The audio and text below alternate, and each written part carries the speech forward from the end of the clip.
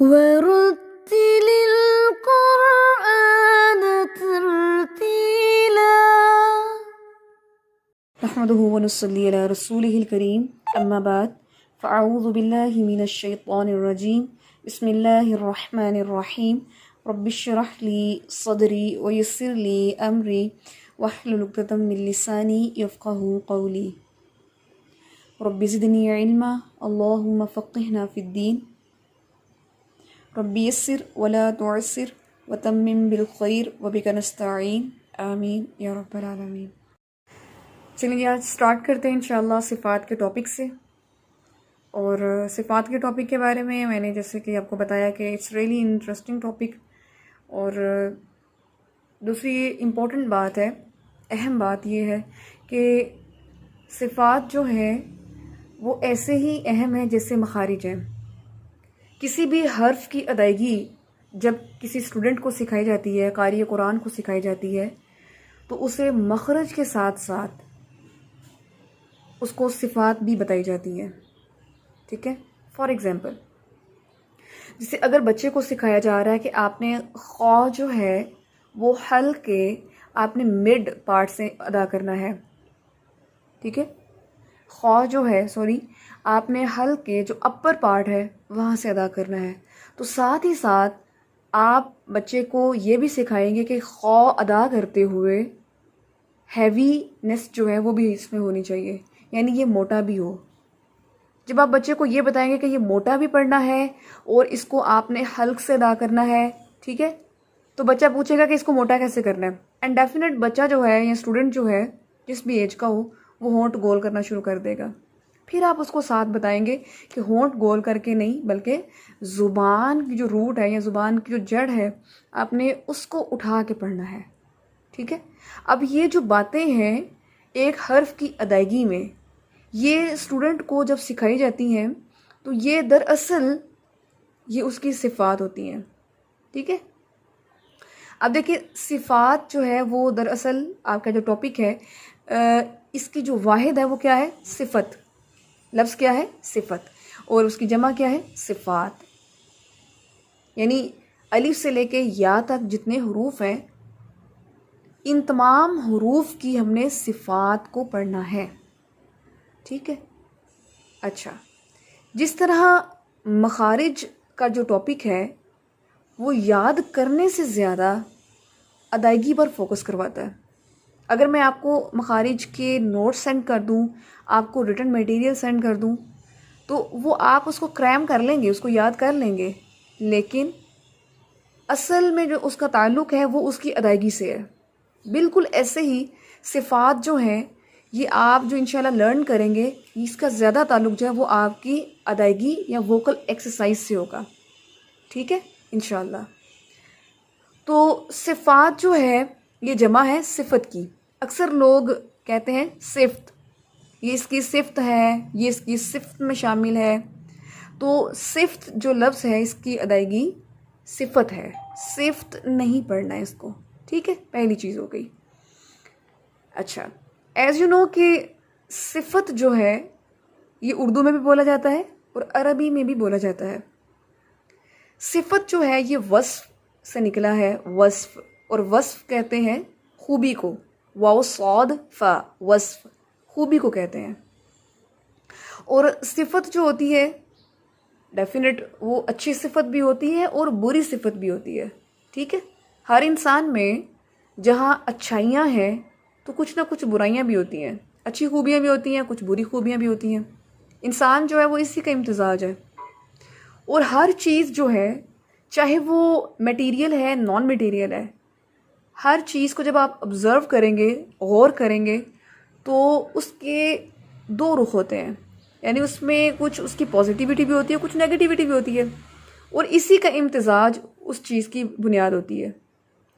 जब हम बात करते हैं हुरूफ की सिफ़ात, हुरूफ की सिफ़ात, तो हम ये समझते हैं कि कुरान पाक के जो हुरूफ हैं, जो कलिमात हैं, जो हुरूफ हैं, वहाँ तो मुकम्मल तौर पे अच्छाई ही अच्छाई है।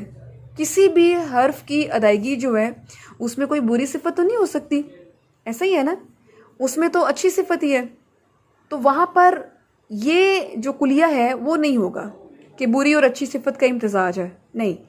इसलिए जब हम कुरान पाक में इस टॉपिक को स्टडी करेंगे तो हम सिफत को खूबी नहीं कहेंगे, बल्कि सिफत का लुग़वी मायना लिखेंगे कैफियत।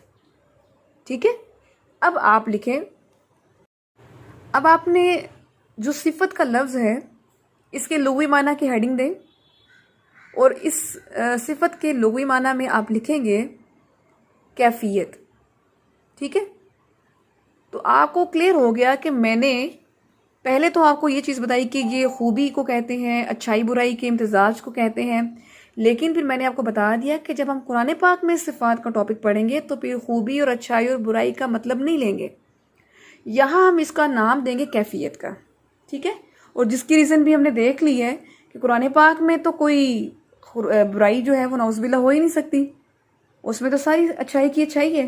ठीक है, तो इसलिए हम वहाँ पर अच्छाई बुराई जो है इसका कॉन्सेप्ट नहीं लेंगे, बल्कि हम कैफियत का लेंगे। तो जब आपसे पूछा जाए कि हुरूफ की सिफ़ात से मुराद क्या है, ये क्वेश्चन भी आप लिख सकते हैं कि हुरूफ की सिफ़ात से मुराद क्या है, तो आप लुग़वी माना में लिखें कैफियत, हुरूफ की कैफियत, हर्फ की कैफियत। फिर जब आपसे पूछा जाए कैफियत क्या चीज़ होती है, तो अल्हम्दुलिल्लाह कैफियत का लफ्ज़ भी हम उर्दू में इस्तेमाल करते रहते हैं। जैसे बुखार की कैफियत इंसान को होती है, तो बुखार की कैफियत में इंसान थकन महसूस करता है। ठीक है, जब इंसान जो है किसी खौफ की कैफियत में होता है तो उसके चेहरे का रंग उड़ जाते हैं। ये लफ्ज़ जो है हम इस्तेमाल करते रहते हैं। तो कैफियत जो है वो ऐसे ही है जैसे किसी इंसान का जो किसी भी अमल का जो रिएक्शन होता है। ठीक है, यानी इस कैफियत में आप बैठे हुए हैं, आप किस कैफियत में खड़े हैं, तो जो कैफियत होगी, तो ये लफ्ज़ हमारा इस्तेमाल होता रहता है। तो कैफियत, हुरूफ की कैफियत, मिसाल आप ये दे सकते हैं कि जैसे हुरूफ को अदा करते हुए मोटा पढ़ना, बारीक पढ़ना, सख्त पढ़ना, नरम पढ़ना, ऊंचा पढ़ना, नीचा पढ़ना, इससे मुराद है कैफियत, इसको कहते हैं कैफियत। ठीक है जी, मुझे बताइए कि स्टार्ट से लेके यहाँ तक आपको तमाम बातें क्लियर हैं? चलिए इंशाअल्लाह आगे देखते हैं। अब आप देखिए कि अलिफ से लेके या तक हुरूफ हैं और अल्हम्दुलिल्लाह हमने अलिफ से लेके या तक हुरूफ, तमाम हुरूफ की हमने सिफ़ात देखनी है इंशाअल्लाह। ठीक है, लेकिन हम जिस मेथड से देखेंगे वो मेथड थोड़ा आसान है। अगर हम 29 या 28 हुरूफ को 1 बाय 1 देखें तो वो लगेगा बहुत लेंथी टॉपिक है, लेकिन हम जिस तरीके से इसको देखेंगे वो इंशाल्लाह समराइज़ होगा और टॉपिक भी जो होगा वो छोटा ही होगा, शॉर्ट होगा, लेकिन उसमें तमाम चीज़ें कवर हो जाएंगी। ठीक है इंशाल्लाह। अच्छा जी, अब आगे चलते हैं।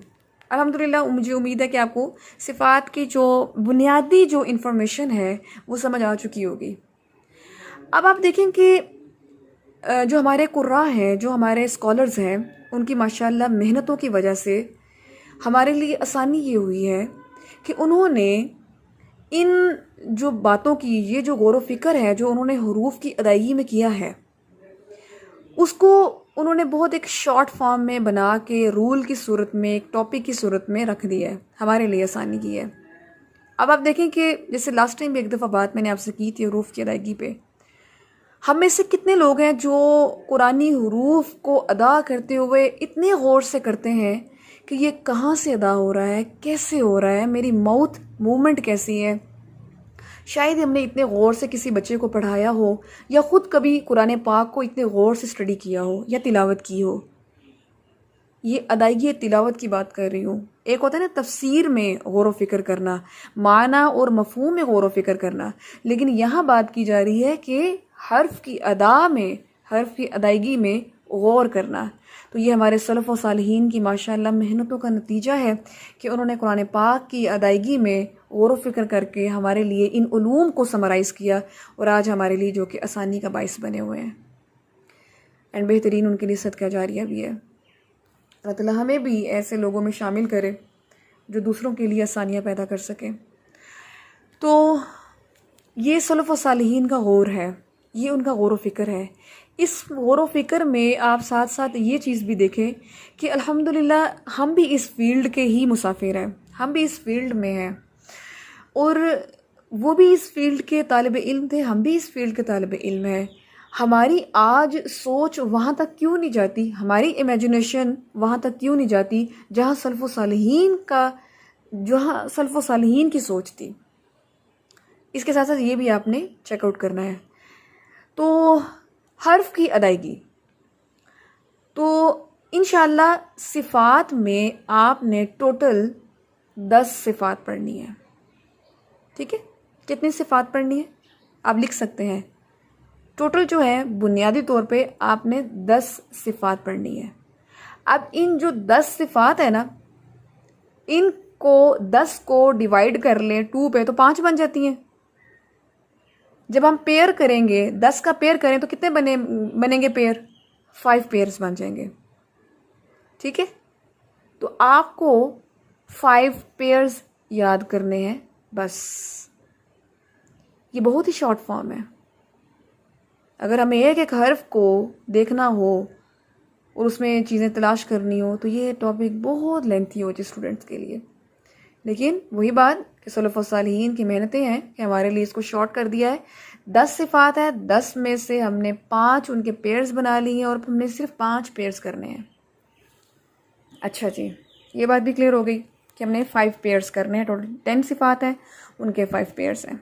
अच्छा जी, अब आप देखें कि जैसे आपने बच्चों को भी पढ़ाते हैं, जैसे अगर बच्चे हैं आपके 2, 3, 4 में पढ़ते हैं तो आप उनको ज़रूर जो अल्फाज मुतज़ाद होते हैं, ठीक है, अल्फाज मुतज़ाद जो ऑपोजिट होते हैं वर्ड्स, उनको आप करवाते हैं। एक कॉमन जैसे है, जैसे दिन और रात, सुबह शाम, ज़मीन आसमान, ऊपर नीचे, आगे पीछे, ठीक है, ये ऑपोजिट्स होते हैं। तो इसी तरह से ये जो सिफ़ात के पेयर्स आप पढ़ेंगे ना, ये आप समझ लें कि अल्फाज मुतज़ाद ही है। ठीक है, अल्फाज मुतज़ाद है, यानी पेयर्स का ऑपोजिट आपने पढ़ना है। तो इससे भी ये इंटरेस्टिंग लगता है, इससे भी ये बहुत इंटरेस्टिंग हो जाती है चीज़। तो इंशाअल्लाह आपको आज मैं पहला पेयर करवाऊंगी स्टार्ट, थोड़ा आपको हाव नाव हो जाएगी, और उसमें इंशाअल्लाह फिर आप देखेंगे कि कैसे उसमें हम हर्फ को तलाश करते हैं कि किस में कौन सी सिफत है। सबसे पहला पेयर मैं आपको एक ही स्ट्रेच में तमाम पेयर्स नहीं लिखवाऊंगी, ठीक है। इसकी भी ना एक लॉजिक होती है, क्योंकि स्टूडेंट जो होता है, अगर मैं आपको एट अ स्ट्रेच जो है मैं 10 सिफात लिखवा दूं तो आप उनके हो सकता है नाम देके परेशान हो जाए और क्या पता नहीं कैसे इनको याद करना है। स्टूडेंट जो है वो पता है कि उसको जो इन फ्यूचर चीज़ें होती हैं उनको देख देख के परेशान होता रहता है। इसलिए मैं आपको जो नेक्स्ट है मैं नहीं करवाऊंगी, मैं सिर्फ जो मैंने टॉपिक आपको करवाना होगा मैं उसी सिफात को सिर्फ स्टडी करवाऊंगी। तो चलिए लिखते हैं पहला पेयर। आपने ऐसे लिखना है अपने पेज पर कि जैसे आप लिखते हो, जैसे आप मुज़क्कर और मुअन्नस जो होता है वो करते हो, तो आप एक साइड पे पेज के राइट साइड पे मुज़क्कर और पेज के लेफ्ट साइड पे आप मुअन्नस और दरमियान में आप एक लाइन ड्रॉ कर देते हो, ठीक है। इसी तरीके से आपने इसमें भी कर सकते हैं, और पेज थोड़ा सा खुली जगह वाली जगह हो उसमें, ठीक है। अच्छा जी, तो पेयर में लेफ्ट जो राइट साइड है उसमें आप सबसे पहले लिखेंगे हम्स, चश्मी, 2 चश्मी हा जो है जो सीने से निकलता है, हा, हा मीम सीन, हम्स, ये आपने राइट साइड पे लिखना है। और लेफ्ट साइड पे आपने लिखना है जहर, यस, ये डिस्कशन में एक स्टूडेंट ने लिखा है, ईमान ने, हम्स। और सेकंड लेफ्ट में आप लिखेंगे जहर, जीम हा रा, जहर, ठीक है, हम्स जहर। अच्छा, चूंकि ये अरबी अल्फाज हैं तो इनका मीनिंग भी हम देख लेते हैं। तो आप साथ में छोटा सा लिख सकते हैं कि हम्स कहते हैं सांस के जारी होने को, कि जब सांस जारी होता है उस अमल को कहते हैं हम्स। जैसे आप सो रहे होते हैं तो आप सांस तो आपका जारी होता है, सांस ले रहे होते हैं, ठीक है, तो उसको कहेंगे हम्स। और वैसे भी अगर आप गुफ्तगू नहीं कर रहे तो आप सांस तो ले रहे हैं, ठीक है। और ख़ास तौर पे जब सांस जो है मुंह से आप खारिज करते हैं उसको कहते हैं हम्स। सांस तो वैसे हम ले ही रहे होते हैं, लेकिन जब सांस की आवाज़ आती है जैसे ठीक है, तो इस आवाज़ को हम कहते हैं हम्स। तो अब आपसे पूछा जाए कि हम्स किसे कहते हैं, तो आप कहेंगे सांस के जारी होने को हम्स कहते हैं। चलें, दूसरी तरफ जहर है, तो जहर को क्या कहते हैं? जहर जो है आपने कुरान पाक में भी पढ़ा होगा कि जहर कहते हैं जहर कहते हैं बुलंदी को, ठीक है। तो इसमें है आवाज़ का जारी होना, सांस का जारी होना हम्स में। तो इसका ऑपोजिट होगा कि आवाज़ की बुलंदी, आवाज़ की बुलंदी। जब आवाज़ बुलंद होती है तो उसको जहर कहते हैं। जहर बिल कौल, बुलंद बात जब या बुलंद आवाज़ में जब बात की जाती है तो उसको कहते हैं। एक चीज़ और समझ लें, ऑपोजिट कैसे बना ये तो सांस है, इधर आवाज़ है, कैसे कैसे हुआ इसमें थोड़ा समझ लें कनेक्शन को। जब आप सीढ़ियाँ चढ़ते हैं, आपको सांस चढ़ता है, आपसे बात होती है, आपसे बात नहीं होती, आपका सिर्फ सांस निकलता है, अल्फाज टूटे हुए निकलते हैं, ठीक है। जब आप आराम से बैठे होते हैं किसी जगह पे, तो कोई सांस नहीं चढ़ा हुआ, तब आपकी आवाज़ बुलंद होती है, ऐसा ही है ना। तो जब इंसान का सांस ज़्यादा निकलता है मुंह से तो आवाज़ कम हो जाती है, और जब सांस नहीं निकलता मुंह से ज़्यादा तो आवाज़ बुलंद हो जाती है। ये है इंटरकनेक्शन, ऑपोजिट कनेक्शन। आपको ये समझ आ गया? एक दफ़ा मैं फिर रिपीट करती हूँ कि सांस हम्स जो है, जब सांस निकलता है तो आवाज़ नीचे, ठीक है। इनवर्स प्रोपोर्शन आप में से किसी ने पढ़ा हो या पढ़ाया हो तो उसमें ये चीज़ होती है, जब सांस ऊपर जाएगा, ज़्यादा आएगा, तो आवाज़ नीचे होगी। और जब जहर में आप लिख सकते हैं कि जब सांस नीचे कम से कम निकलेगा, आवाज़ ऊपर। इसको आप इनवर्स प्रोपोर्शन में एरोज़ के साथ भी आप शो कर सकते हैं, ठीक है। अब मुझे बताएं, आपको इनका इनवर्स कनेक्शन, इनके मीनिंग, इनका ऑपोजिट, ये समझ आ गया? जो आपकी पीछे बेस है वो माशाल्लाह अच्छी जा रही है। तो मैं उम्मीद करती हूँ कि जब आप इस टॉपिक को भी अच्छे से लेंगे, मेहनत से करेंगे, तो इंशाल्लाह आने वाला टॉपिक आपको और इंटरेस्टिंग लगेगा। जब आपका पीछे कोई लेक्चर मिस हुआ या आपकी पीछे कोई कमज़ोरी है, तो ख़ुद ब खुद आपके अंदर से आपको नेक्स्ट टॉपिक समझते हुए भी पिछला जो टॉपिक है वो तंग करेगा कि मुझे तो अभी पीछे क्लियर नहीं है। लेकिन उससे घबराना नहीं है, ना ही इस टॉपिक को छोड़ना है आपने, ना ही इसमें छुट्टियां करनी है आपने। आप ये कर सकते हैं कि आपको जो वीकेंड पे 3 दिन मिलते हैं, आप उसमें अपने प्रीवियस लेक्चर्स को कंप्लीट करें और नेक्स्ट क्लास में इस टॉपिक को साथ लेके चलें। आप देखते हैं कि मैं कोई भी टॉपिक स्टार्ट करते हुए उसको बहुत आराम आराम से लेके चलती हूँ, उसमें ज़्यादा मैं आपको नहीं करवाती, आहिस्ता आहिस्ता। उसका मतलब यही होता है कि एक तो आप इसको एब्जॉर्ब करें, और एक पीछे आपका कोई लेक्चर मिस है तो उसको काइंडली कंप्लीट करें, ताकि जब आप माशाल्लाह तजवीद में जब आप एंड पे पहुँचें तो आपको किसी भी चीज़ का ये ना हो, दुख हो कि मेरा ये टॉपिक जो है ये अच्छे से नहीं है। जो भी टॉपिक हो, आप उस टॉपिक के बारे में 100% हो अपनी तरफ से कि अल्हम्दुलिल्लाह मैंने उस टॉपिक को अच्छे से किया हुआ है, मैंने टेस्ट भी दिए हुए हैं, ठीक है। ये आपकी रिस्पॉन्सिबिलिटी है। अऊज़ु बिल्लाहि मिनश शैतानिर रजीम, बिस्मिल्लाहिर रहमानिर रहीम, इन्नमा हर्रमा अलैकुमुल मैतता वद्दम वलहमल खिंज़ीर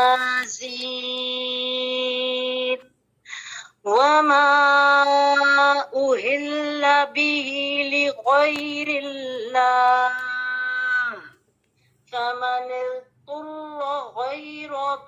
باغ ولا عاد فلا إثم عليه إن الله غفور رحيم. ठीक है, बारिकल्लाहु फीक, शाबाश.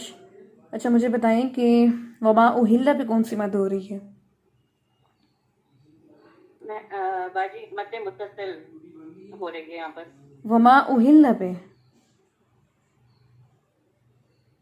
सॉरी, मत मुनफसिल हो रही है. सॉरी बाजी. ठीक है. बागियों वाला पे कौन सा रूल हो रहा है? यहाँ पे हो रहा है इक़ाम हकीकी माल गुन्ना. ठीक है, बारिकल्लाहु फीक, शाबाश. जी, यहाँ से नेक्स्ट स्टूडेंट है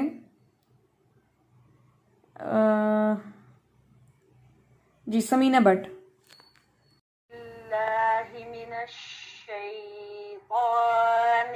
बिस्मिल्लाहिर्रहमानिर्रहीम. इन्नल्लज़ीना यक्तूना मा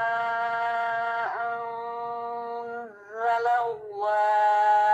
अल्लाह का नाम हैवी करें. मा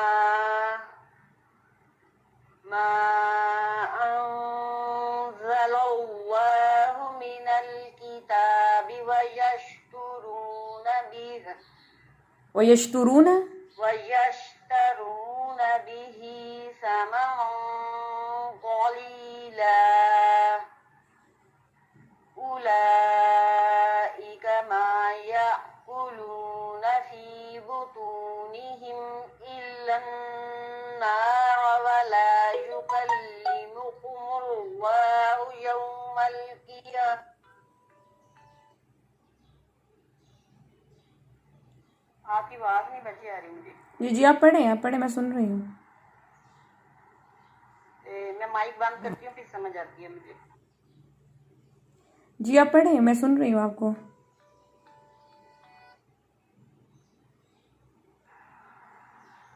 वला युकल्लिमुहुमुल्लाहु यौमल क़ियामति वला युज़क्कीहिम वलहुम अज़ाबुन अलीम. ठीक है, बारिकल्लाहु फीक. इस्लाह के पॉइंट्स नोट कर लें. सबसे पहले मा अंज़लल्लाह, हमज़ा को सख्ती से पढ़ना है, इसको अंडरलाइन करें. इन्नल्लज़ीना यक्तुमूना मा अंज़लल्लाह.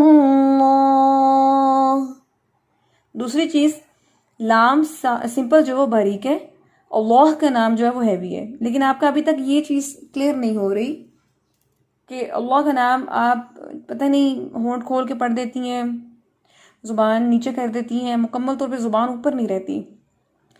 अंज़लल्लाह, जितनी देर आपने उसको लंबा करना है वो हैवी साउंड में ही रहेगा, बारीक नहीं होगा. ठीक है.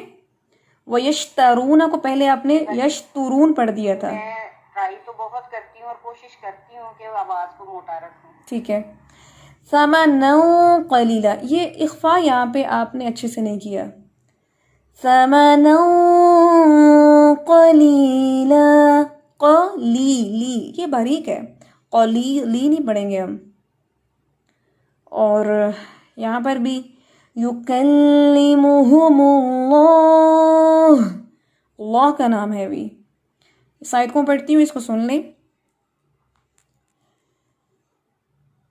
इन्नल्लज़ीना यक्तुमूना मा अंज़लल्लाह मा अंज़लल्लाहु मिनल किताब वयश्तरून बिही थमनन क़लीला उलाइका मा यअकुलूना फी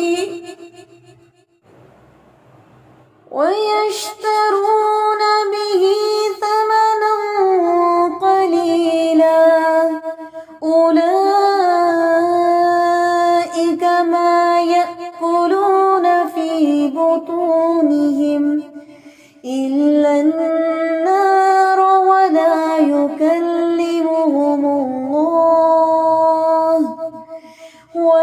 يكلمهم الله يوم القيامة ولا يزكيهم ولهم عذاب أليم.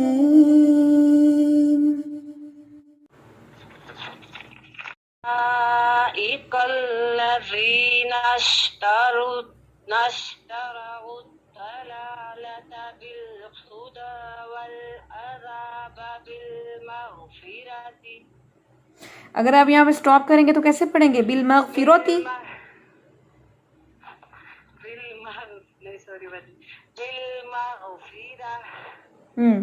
आगे चलें.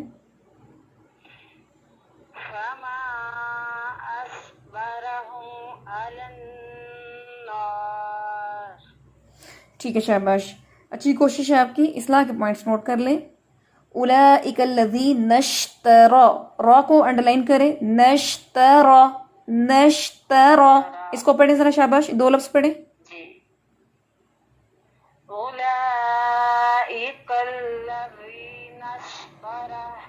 नहीं, तारा नहीं पढ़ना. सिंपल तारा, तारा, रॉ. अच्छा, दूसरी चीज़ है कि उलाइकल्ला, कल्ला जो है इसमें लाम को मोटा ना करें. कल्ला नहीं पढ़ना. ठीक है. दूसरी चीज़ है कि उलाइकल्लज़ी नश्तरा वुज़्ज़लालत, बहुत को अच्छे से मोटा करना है. और वल अज़ाब बिल मग़फ़िरह, गईन को आपने हिलाना नहीं है. बिल मग़फ़िरह, इसको पढ़ें. शाबाश. इस लफ्ज़ को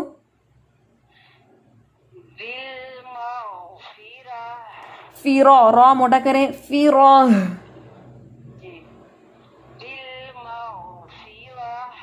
शाबाश. आगे है फमा अस, सौद मोटा. फमा अस्बरहुम, बरा, रॉ मोटा.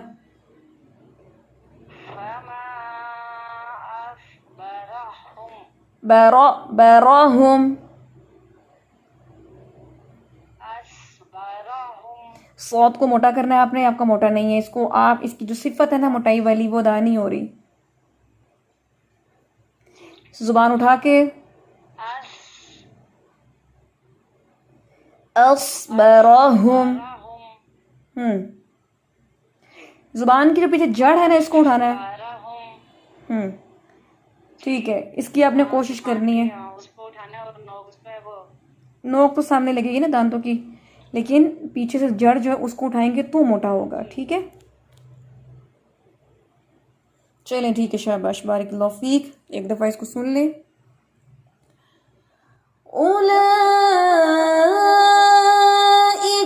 उलाइकल्लज़ीना इश्तरवुद्दलालत बिलहुदा.